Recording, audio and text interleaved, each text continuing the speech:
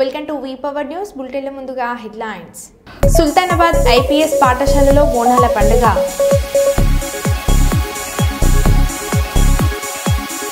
విజయవాడలో కారు దీపోత్సవం, విద్యార్థులకు పలు గాయాలు. మంచిర్యాల లేబర్ కార్యాలయంలో ఏసీబీ దాడులు.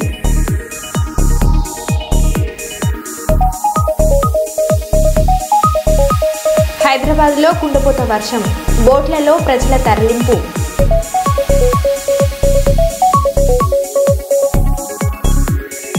రాష్ట్రంలో పరువు హత్య కలకలం.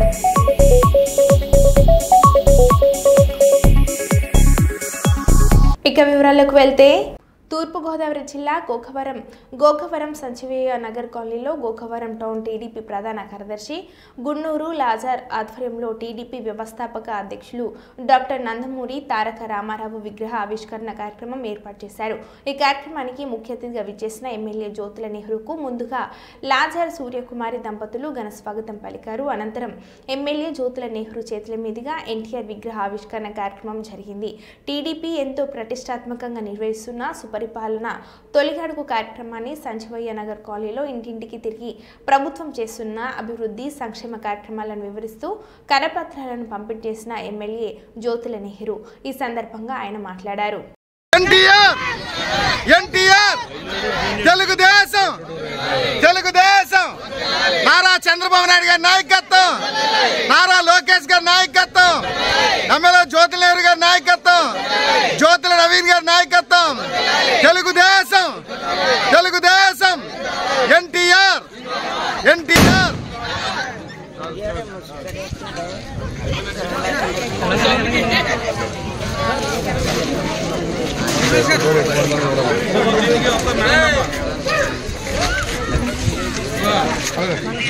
పార్టీలకు అతీతంగా అర్హులైన ప్రతి ఒక్కరికి దశల వారీగా ఇందిరమ్మ ఇండ్లను మంజూరు చేస్తాం.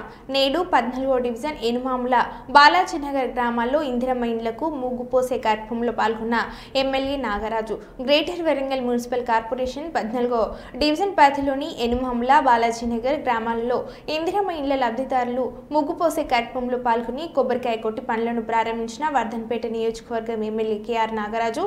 అనంతరం లబ్ధిదారులు మహమ్మద్ తసీబా, అరీఫ్, హన్మకొండ సుమలత కుటుంబాలకు బట్టలు పెట్టి ఆశీర్వదించి అభినందనలు తెలియజేసి నిర్ణీత కాల వ్యవధిలో ప్రభుత్వ నిబంధనల మేరకు ఇల్లు నిర్మాణం పూర్తి చేసుకోవాలని తెలియజేశారు.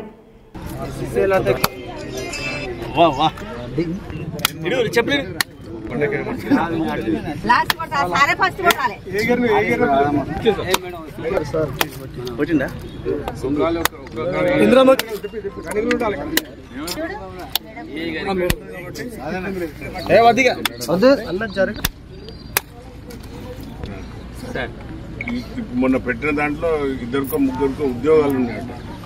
మేడం ఏ ఉద్యోగాలు ఉన్నాయట. ఒకసారి అగైన్ క్రాస్ చేయండి.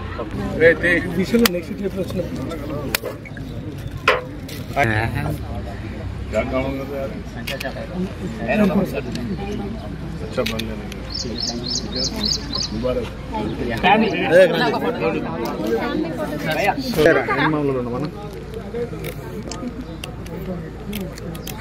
వస్తున్నాం ఇక 10 నిమిషాలు.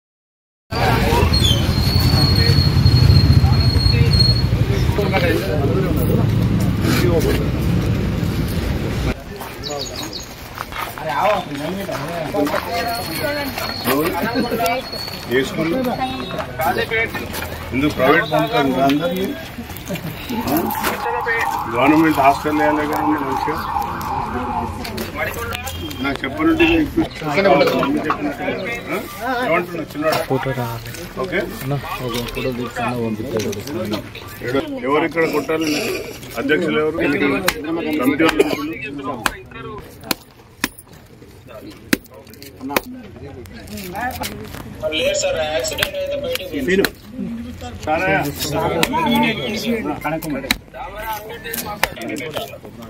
Very good.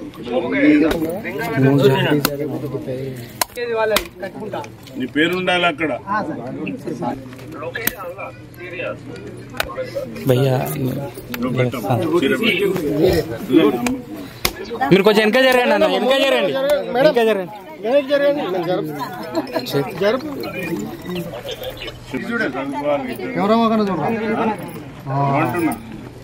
డాక్టర్లు ఇంజనీర్లు అయి రావాలి.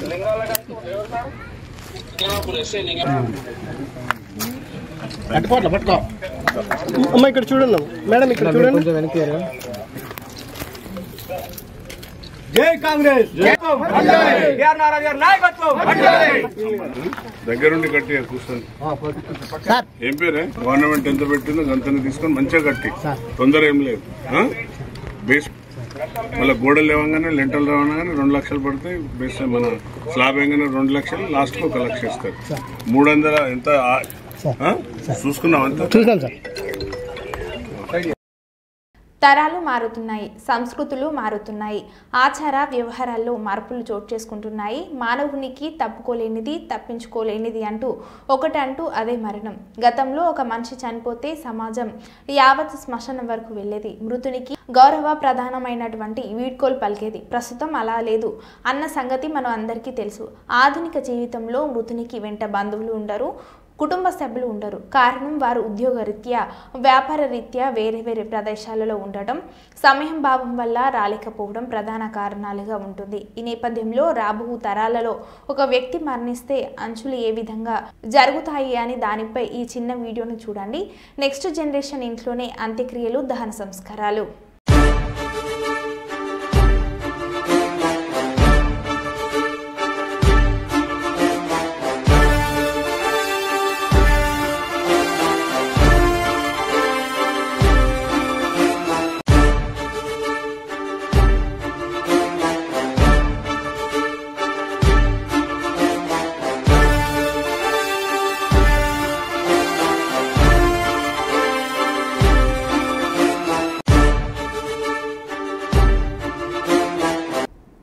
రంగారెడ్డి జిల్లా షేర్లింగంపల్లి నియోజకవర్గం పరిధిలోని పలు ప్రాంతాలలో శుక్రవారం సాయంత్రం నుండి ఎడతెరిపి లేకుండా కురుస్తున్న అకాల భారీ వర్షానికి రోడ్లన్నీ జలమయమయ్యాయి. దీంతో వాహనాలు నీటిలో మునిగి తీవ్ర ఇబ్బందులు ఎదుర్కొంటున్నట్లు వాహనదారులు తెలిపారు. జీహెచ్ఎంసీ అధికారులు చర్యలు చేపట్టాలని కోరుతున్నారు.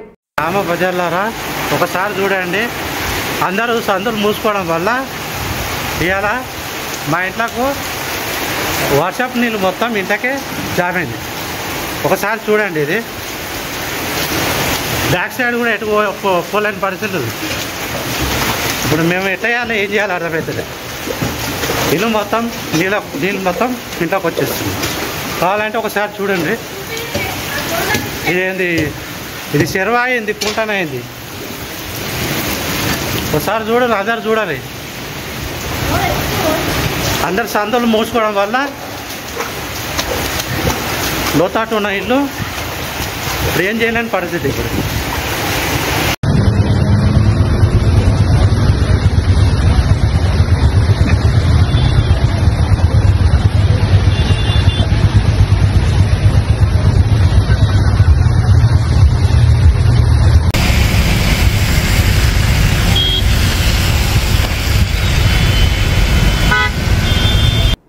హైదరాబాద్లో ఉరుములతో కూడిన వర్షం కురవడంతో భారీగా ట్రాఫిక్ జామ్ అయింది.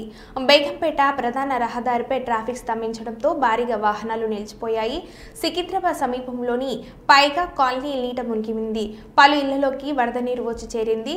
డిఆర్ఎఫ్, హైడ్రా, అగ్నిమాపక, ట్రాఫిక్ సిబ్బంది బోట్ల సహాయంతో స్థానికులను సురక్షిత ప్రాంతాలకు తరలించారు. మరోవైపు కొండపూర్ పరిధిలోని కారామేట్లోనూ పెద్ద ఎత్తున వాహనాలు నిలిచిపోయాయి.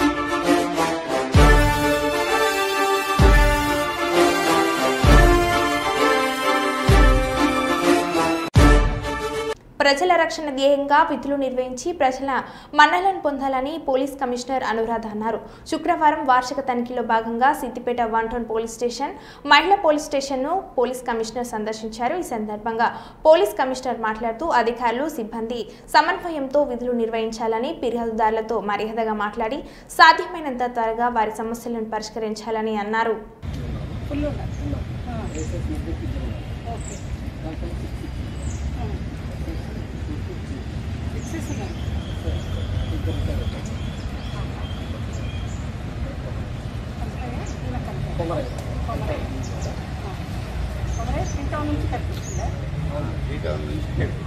ఎందుకంటే కమిషనర్స్ అందరూ కొమరై అయిపోయింది.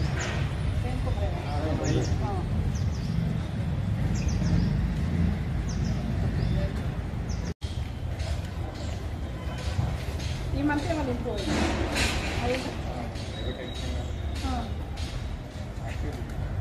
ఇప్పుడు మీరు ఓన్లీ బైక్స్ 100 డైమెట్స్ ఓన్లీ బైక్సే పోతుంది కదా, కార్ పోతుంది, మెట్రో కార్ పోతుంది.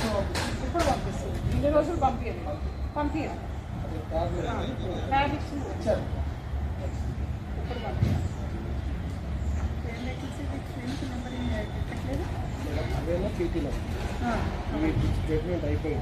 కాకినాడ జిల్లా కీర్లంపూడి మండలం వీరవరం గ్రామంలోని ప్రాథమిక వ్యవసాయ సహకార పరపతి సంఘం అధ్యక్షుడిగా తోటగాంధీ, సభ్యులుగా నామసాని త్రాసు, మడుగుల సూర్యనారాయణ బాధ్యతలు స్వీకరించారు.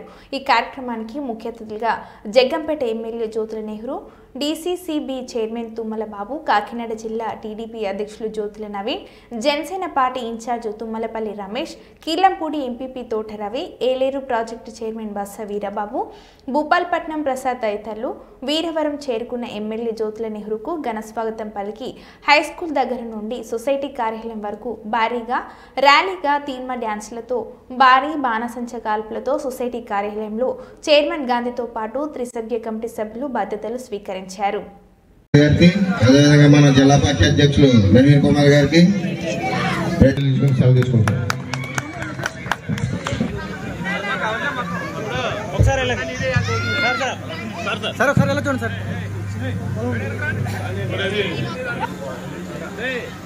అందరికీ నమస్కారం.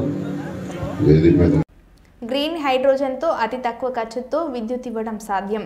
2030 కల్లా 500 గిగావాట్ల గ్రీన్ హైడ్రోజన్ తయారీ లక్ష్యంగా ప్రధాని నిర్ణయించారు.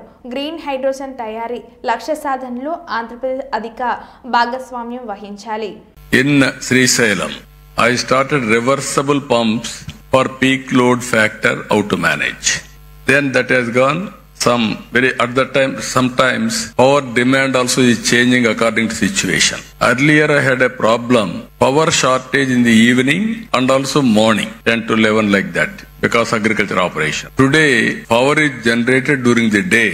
I don't have any problem in the morning. I need more power in the evening, sometimes peak load how to balance. Now pumped storage energy has come, battery has come. Battery is very costly, but ultimately sustainability is the problem and cost is the problem. Now we are all talking now clean hydrogen. That is where how to make it power cost effective and affordable. Very interesting experiment we are all thinking now. If you see global warming, all countries are moving how to go for green energy. If you see here, Honorable Prime Minister has announced 500 gigawatts non-fossil fuel energy by 2030 and also net zero by 2070. Clean hydrogen and its derivatives. We are aiming decarbonization and we are discussing today and tomorrow here. This is where circular economy, recycling of water, recycling of energy recovery, so many things we are going to discuss. In this, Andhra Pradesh wanted to play very major role. There is one advantage I wanted to inform all of you. Andhra Pradesh, one advantage solar, second advantage wind, third advantage pumped energy, fourth advantage we are having beautiful sea coast, nearly 1,000 kilometers. Now green hydrogen, you wanted to, green hydrogen or ammonia, all these things you want to export, you need port facility. We are having 1,000 kilometers. Now people are coming to Andhra Pradesh because this is another advantage for us. ACP, DCP, CI, SI ఎవరెవరు ఎగురుతున్నారో వాళ్ళ ఒక్కొక్కరి పేర్లు రాసుకోండి. వచ్చేసారి కేసీఆర్ చెప్పిన నేను వినను, వాళ్ళ పని చేద్దాం. మల్కాజ్గిరి ఎమ్మెల్యే క్యాంప్ ఆఫీసులో కార్యకర్తలను పరామర్శించిన కేటీఆర్. ఒక్కొక్కరి పేరు రాసుకోండి. ఏసీపీలు, డీసీపీలు, సిఐలు, ఎస్ఐలు ఎవడెవడైతే బాగా ఎగురుతారో ప్రామిస్ చేస్తున్నాం మీకు. నేను కేసీఆర్ చెప్పిన నేను నెక్స్ట్ టైం ఇక్కడ నేనైతే మంచిది కాదు. మీరు దయచేసి ఒకటి రిక్వెస్ట్, హిమ్మత్ కోల్పోకూడదు. మీకు మంచి ఎమ్మెల్యే ఉన్నాడు సార్.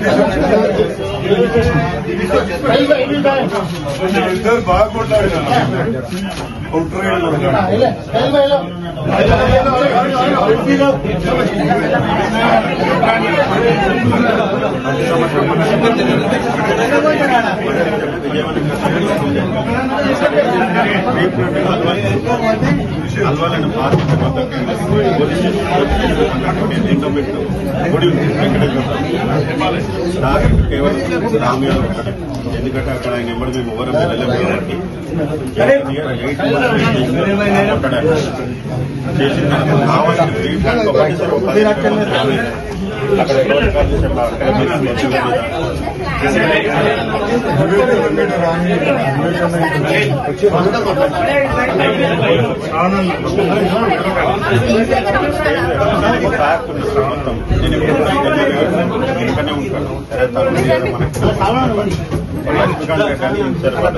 నన్ను దోలకుండా కళ్ళబడి పట్టుకొని నేను కూడా కళ్ళబడి అర్థమైపోయింది.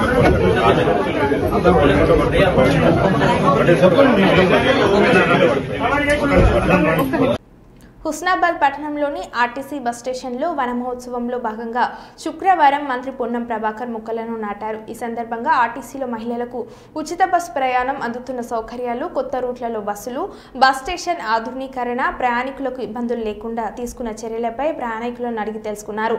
అనంతరం బస్ స్టేషన్లో చేయాల్సిన పెండింగ్ పనులపై ఆర్టీసీ అధికారులకు దిశానిర్దేశం చేశారు.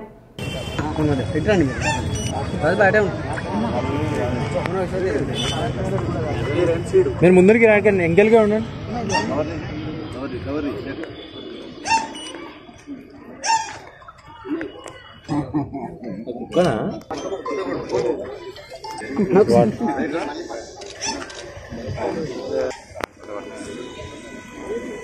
సార్ సార్ ఇటు చూడండి.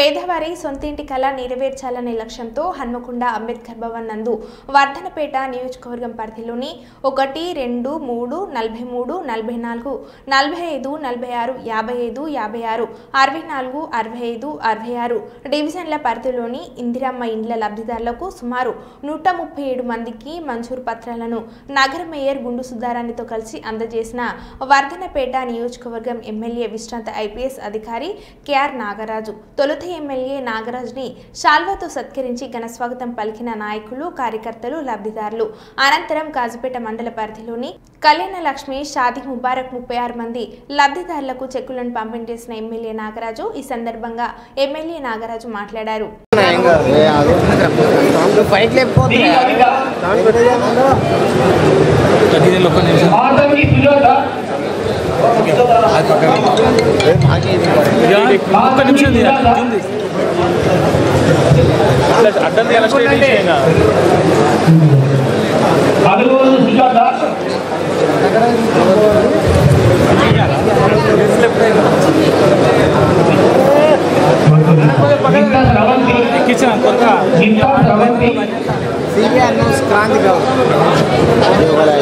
మన రాష్ట్ర ప్రభుత్వం మన రేవంత్ అన్న ప్రభుత్వం ఇస్తున్న ఇల్లు ఇందిరమ్మ ఇల్లు. సోనియమ్మ గాంధీ ఏదైతే కలగన్నారో, ఇందిరాగాంధీ ఏదైతే కలగన్నారో, ఈ ఇందిరమ్మ ఇల్లు మీకోసం, మన బడుగు బలైన వర్గాల కోసం ఇచ్చే ఇల్లు. అది మీ హక్కు, రాజ్యాంగంలో ఇచ్చిన హక్కు. డాక్టర్ బిఆర్ అంబేద్కర్ గారు రాసిన రాజ్యాంగ ప్రకారంగా మన హక్కు. అది రాజ్యాంగ ప్రకారంగా కూడు, గుడ్డ, నీడ ఈ 3 కూడా ప్రభుత్వాలు వారికి అన్ని విధాలు చూసే బాధ్యత రాజ్యాంగంగా వారికి మనం ఓట్లేసి గెలిపించినాం. కాబట్టి ఈ ప్రభుత్వం హక్కు, మనం ప్రభుత్వం చేయవలసిన పని మన హక్కు అది. కానీ గత ప్రభుత్వంలో మీరు అందరూ చూసింది, గొర్రెస్ట్ ఎక్కడ పెడతావు, అల్లుడస్ట్ ఎక్కడ ఉంచుతావు, కాళ్ళు పండుకుంటే కాళ్ళు దర్వాజా బయట ఉన్నాయి అని డైలాగులు కొట్టిన కేసీఆర్ ప్రభుత్వం ఏం చేసింది? నామునకు ఇల్లు కట్టింది, ఎక్కడికక్కడ కూలిపోతుంది. ఇప్పుడు ఆ ఇళ్ళన్నీ కూడా డబుల్ బెడ్రూమ్ అని అక్కడక్కడ కట్టింది. అందులో మోసమే, అందులో స్కామే. చదువుకోమని అనలే, గొర్రెలు పెంచుకోమని గొర్రెల స్కామ్, అందులో కూడా స్కామే. మళ్ళా చేపలు, మన సోదరులు ఉంటారు, మత్స్య సోదరులు, మీరు చేపలు పెంచుకోండి, మీరు అక్కడనే ఉండండి అని అందులో కూడా స్కామే, చేపల స్కామ్. ఇటు గొర్రెల స్కాము, ఇటు ఇళ్ళ స్కాము, చేపల స్కాము, లిక్కర్ స్కామ్. వాళ్ళ బిడ్డ చెల్లెలుతుంది, మర్చిపోయినా లిక్కర్ స్కామ్.